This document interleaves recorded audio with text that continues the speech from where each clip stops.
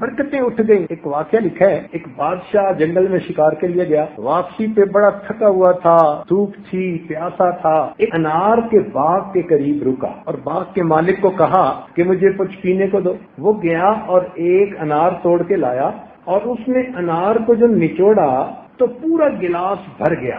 جب بادشاہ نے پیا تو مزہ ہی آ گیا, اتنا اچھا ذائقہ.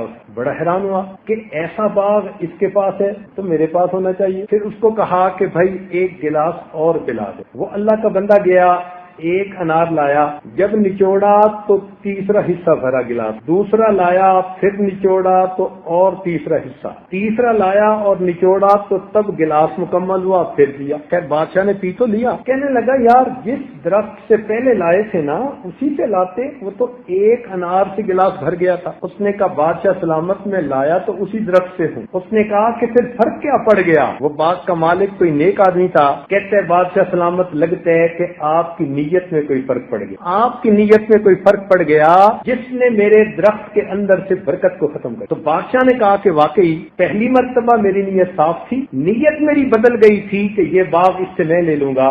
نیت کے بدلتے ہی اللہ نے اس جگہ سے برکتوں کو واپس لیا. ایک بندے کی نیت سے اگر یوں اثر پڑتا ہے تو جہاں اکثر ہی بدنیت ہوں, آوے کا آوائی بگڑا ہوا ہو, ہر بندہ کسی نہ کسی طرح دوسرے کا مال لوٹنے کے لیے تیار, دھوکہ دینے کے لیے تیار. آپس میں مسلمان تجارت کرتے ہیں اور ان کو ایک دوسرے سے امن نہیں ہوتا. کوئی پیسے لے کے بیٹھ گیا, کسی نے کہا جی میں دینے ہیں دے نہیں سکتا. آج آپ کسی کو باہر سامان بھیج کے تو دیکھیں حالت کیا ہوتی. تو جب اس طرح بدنیتی والی زندگی ہو تو پھر سکون کہاں سے؟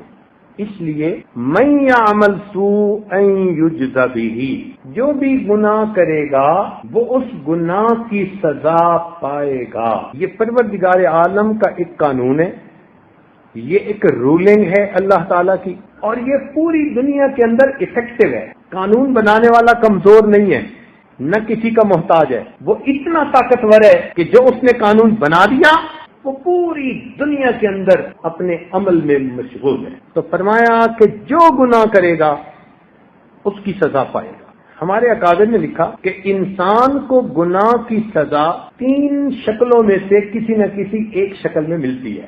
سب سے پہلی شکل کہ اللہ رب العزت اس کو گناہ کرنے پر فوراً سزا دیتے ہیں. اس کو نکیر کہتے ہیں. نکیر کا کیا مطلب؟ اللہ تعالیٰ کی طرف سے پکڑ آ جاتا. چنانچہ کتنے لوگ تجربہ کرتے ہیں, ادھر انہوں نے بددیانتی کی اور ادھر اتنا ہی کام خراب ہو گیا. عدلے کا بدلہ. ایک صاحب دودھ کا کاروبار کرتے تھے, ایک دن دودھ تھوڑا تھا, لینے والے زیادہ آ گئے, اس نے ہاف آدھا پانی ملا دیا اور سارا بیچ دیا, دگنی کمائی ہو گئی. بڑا خوش ہوا کہ آج میں نے دگنے پیسے کما لیے, لہذا آج تو مجھے گھر جانا چاہیے, گھر میں بڑی اچھی ریسپشن ملے گی. چنانچہ وہ گھر کی طرف چلا. اب راستے میں تھکا ہوا تھا, سوچا کہ تھوڑی دیر میں آرام کر لیتا ہوں. تھوڑی دیر جو سویا تو کیا دیکھا کہ اس کے وہ جو دینار والی پوٹلی تھی نا, وہ قریب کے درخت سے ایک بندر اترا اور وہ اٹھا کے درخت پہ لے گیا. اب جس کی آنکھ کھلی تو پوٹلی نہیں, ادھر ادھر دیکھا, اچانک درخت پہ نظر پڑی تو اوپر بندر بیٹھا ہوا, وہ اس کی طرف دیکھ رہا ہے, یہ اس کی طرف دیکھ رہا ہے. اب اس نے نا اس کو اشارے کیے کہ بھئی پوٹلی میری طرف پھینک دو.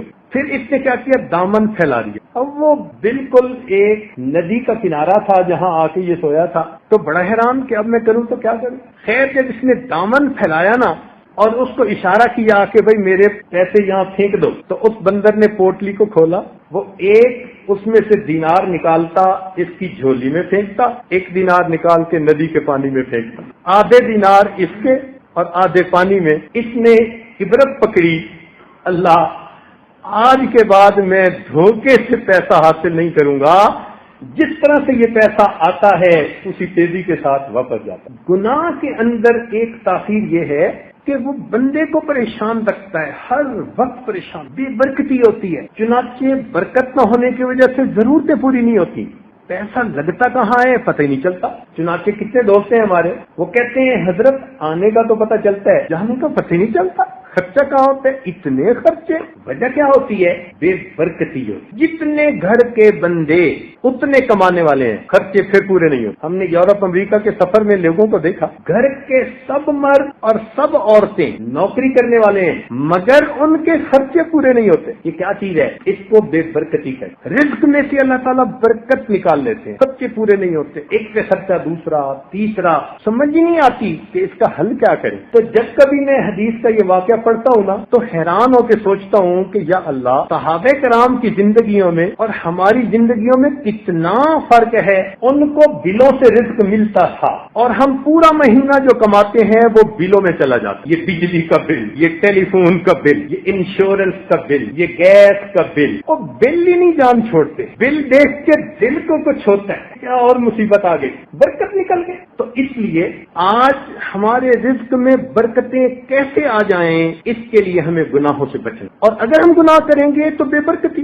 इतना कमाएंगे, अल्लाह ताला जरूरतों को इतना बना दे, फिर रोते फिरेंगे। फिर हिम्मत कोशिश करके इतना कमाने के असबाब बनाएंगे, अल्लाह ताला जरूरतों को इतना बना दे, फिर रोते फिरेंगे। जितना हम ज्यादा कमाते जाएंगे, अल्लाह ताला हमारी जरूरतों को भी रबर की तरह खींच के बढ़ाते चले, पूरा नहीं होगी जरूरतें। एक ही इसका हल कि हमारे रिस्क में बरकत आए। बरकत कहते हैं इंसान के पास जो कुछ होता है वो उसकी जरूरतों के लिए पूरा हो जाता है, उसको गैर की मोहताजी नहीं आती, इसको बरकत कहते हैं।